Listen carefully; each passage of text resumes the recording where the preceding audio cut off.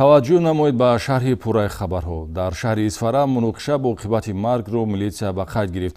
Шерзод Ёдгорзода сокини 30-солаи ҷамоати деҳоти Чилгазӣ дар пайи низои ба вуҷуд омада Зокирҷон Рустамови 46-соларо ончунон латукуб кардааст, ки дар роҳ ба беморхона ба ҳалокат мерасад.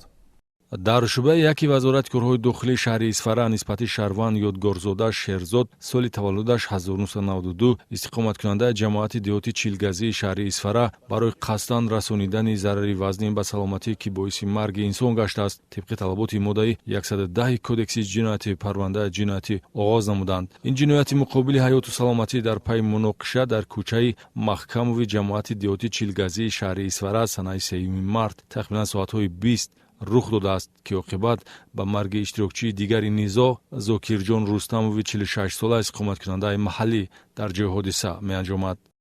Як муш рафт, халос. Хеле ғалтидан одам бар. баъде ки вай ғалтид ҳаракатҳои шумо болош бромада бозадед? Як ду муш мондум, як ду бор пошид мондум. Хеле поеба давида рафтам. аввал баҳси лафзӣ, баъдан часпу талош, дар идома латукуби ҷисмонӣ.